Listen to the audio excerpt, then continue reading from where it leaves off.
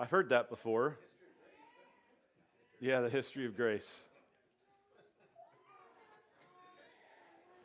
Okay, so we are going to review the history of our church.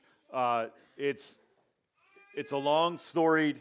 It started in 1860, as we're going to find out, and hopefully it will give us some context into what we're doing. Guys, if you wouldn't mind advancing that slide for me.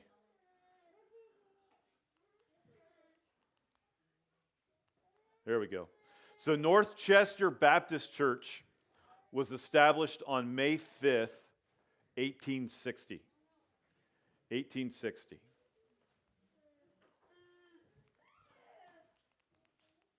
The church members have established themselves as a sister church of the Minerva Baptist Church. They met in a barn that still stands today on Lane Road. So if you take Lane Road, about 2/3 of the way up the road, you'll see a barn on the right-hand side. That was the original meeting place for North Chester Baptist Church. They started because it may not seem like a lot today, but in 1860, everything was still horses and carriages. And so to travel the 5 miles to Minerva Baptist became difficult. And there were a group, a pretty sizable amount of people who lived in this area of town who said, hey, let's maybe start our own, not because of dispute or issues, but just to make things a little easier so we can get there the majority of the time. So on March 20th, 1861, it was unanimously voted to proceed to build a meeting house when the necessary means are provided. Elder Dickens was able to raise some funds from abroad in 1870 to help build the building, which was 30 feet wide and 36 feet long. It's the building that you are currently sitting in if you're in the chairs. That's the original building. So basically the hardwood floor area is the original building. So 1870 is when that was built for $1,200.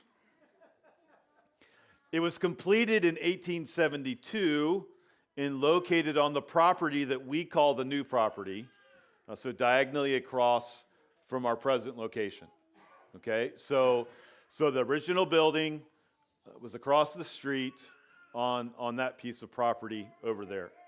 In 1895, it was moved with horses and logs to the present location here, where new windows, the bell tower, and the prayer room, which is now the stage, were built, as well as a horse shed. So the new windows that are on the side here are 130 years old. They moved here because it was higher ground. And again, horses and buggies, right? It's not like cars. So, and there was no paved roads, or it was all dirt. So they moved it because it was higher ground and because it was given to them. This move was a significant one for the church. It was made possible by the generous response of many friends outside of the church and by the help of the state convention, which was the Baptist Association. The land was donated by John Lavery, who also helped fundraise and manage the finances. So he owned this property, he gave it to the church, and it was built. And when they did that, they built this front part, put in the new windows, and a horse barn. And here's a picture of that. This picture is 100 years old, 101 years old. It's 25, I think, maybe 26. So you can see some people standing in the door, and you may be saying, wait a second, there's no door there. Well, there is actually. From the inside, you can see the door, but on the outside, it's been sided over. So there's just the one entrance there in the front. And then you can see the barn there to the left. The fourth window, so the window closest to the horse barn, is now the door going into the back, just for some context. And people have asked, what is the bell like in the bell tower? Well, you can see it in this picture. So it's a significant bell, but they enclosed it to help preserve it. Winters are harsh up here, and it probably kept water and stuff from coming down the bell tower, and snow down the bell tower as well. This is a quote from the history of the church. The wisdom of a great and loving God places great and precious responsibility upon his church and people. To be numbered among those at this age of the Christian era, with its unprecedented evidences of divine power and victory in Christian service, can be counted nothing less than a priceless privilege. And the same is true today, right? Like, this is a priceless privilege that we have to be meeting together, to be a church family, to have the building that God has given us to this point. So, you heard me say that North Chester Baptist Church had been established. You say, but that's not our name. Well, let's get into that. So the church joined Village Missions in 1994, and we're currently there, right? We're still with Village Missions 32 years later. The reason that the church came with Village Missions, joined with Village Missions, is because the history of the church was that every 2 to 3 years there was a new pastor. And oftentimes they were sharing pastors with at least one, sometimes 2 or 3 churches. So you had like a circuit riding pastor who would go around. And so they had gotten to the point where they had become an independent Baptist church in the early 70s. The Baptist Association that this church was associated with went some directions doctrinally that this church did not agree with, and so they left the association, became North Chester Independent Baptist Church, which is what it was when I moved here in 98. There was one previous village missionary here before me. He had been here about 4 years, and then the church asked for new leadership. The church body voted in 2001 to change the name of North Chester Independent Baptist Church to Grace Bible Fellowship in order to better reflect who we were as a congregation. In 2013, God gave us back the property the building originally sat on, with an additional 13 acres of land that was donated to us by our neighbor. So the story of that is earlier, about 25 years ago, the land directly across the street from us came up for sale. We were about 45, 50 people at that point, but looking ahead, seeing where the church was growing, I had asked the church to pray about buying that land, knowing that we could log it and get our money back, right? Because it was 14 acres and it was $14,000. I said we should buy that property and have it as a way that we could extend our ministry. Well, God vetoed me on that, and we didn't buy it. Somebody else did and put the trailer in across the street. So our neighbors, seeing that happened across the street from us, learned that the property across the street was up for tax sale. So their son bought it so that nobody could buy it and put a garage or put a trailer across the street from them. Purely selfish reasons why they bought it. When they sold their house about 11 years ago and moved south, it would have been 2012. The son came to me and said, hey, like, I just bought that property so that nobody would move in across the street from my parents. I have no use for it. Do you guys want it? Want it. Not, do you want to buy it? Do you want it? Like, yeah, that would be fantastic. So it was given to us. At that time, we had over 120 in regular attendance, and we knew that this was the answer to prayer that we were looking for, right? Because we know what it's like to have 120 people in here. We don't really have room for 120. And that's when the hole in the back wall was created. Dan did that. He ran that project, and that gave us room to expand into the back. Now, you may be thinking, this picture looks like I took it this fall. This was in 2013. And so is this. Right? So this was 12 and a half years ago. We were full.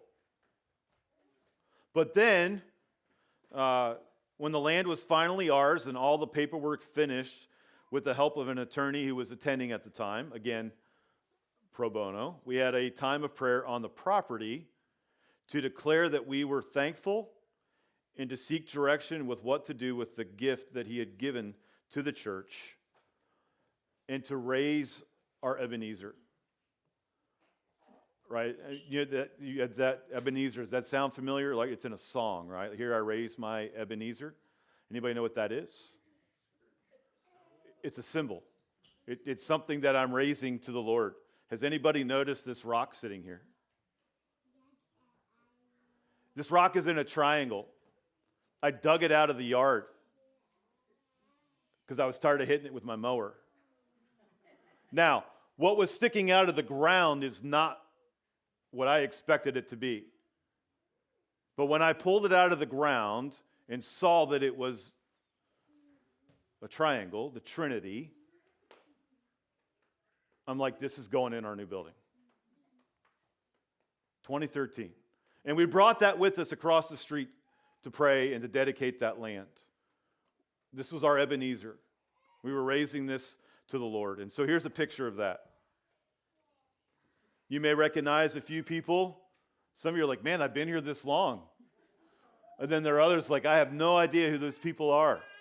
Right? But Laytons are in this picture. LaCourses are in this picture. Trying to think who else is still here.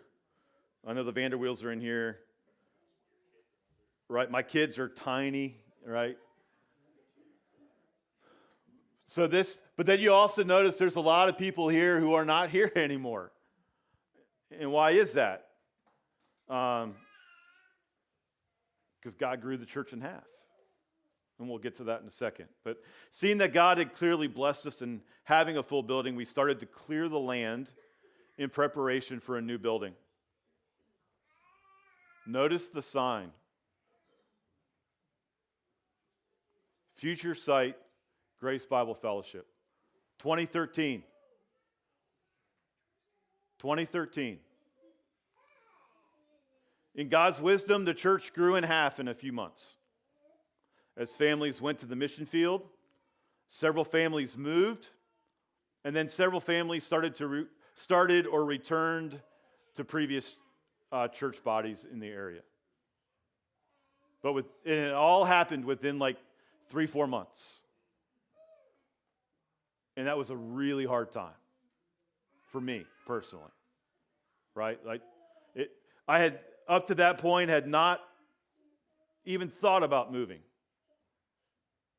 But at that point, I did. And I don't know that many of you even know this, but I even went to another church in Colorado for a position out there. God shut that door. I'm still here, thankfully. But very hard time. And again, it wasn't because we had done anything wrong. It was just the nature of kind of all that happened. And so with that, then the urgency or need to build went away. right? We had 60 people here. Why would we need a new building? Well, God in his perfect timing has again grown the membership of Grace, and it seems that now is the time to move forward. The current building is showing its age, and God has already started to provide funds to make a new building a reality. So what I want us to see in this is that the history of this church is that God has always provided above and beyond the means of the people in the church. Right? That the original building was built with funds from outside of the church. It was moved on land that was given to them, and the funds to move it were given to them. Right? The land was given back to us for free. And in all of these ways, we have seen God provide above and beyond ourselves. And I don't think that's going to change. Right? I don't think God's going to suddenly say, I'm done working that way. I think he's going to continue to work in spite of us, beyond ourselves, to do what he wants to do. Which brings us to today. And so today we have an opportunity to officially vote to move forward with something that we started in 2013. And so we're going to open up for a time of discussion, and then we'll vote.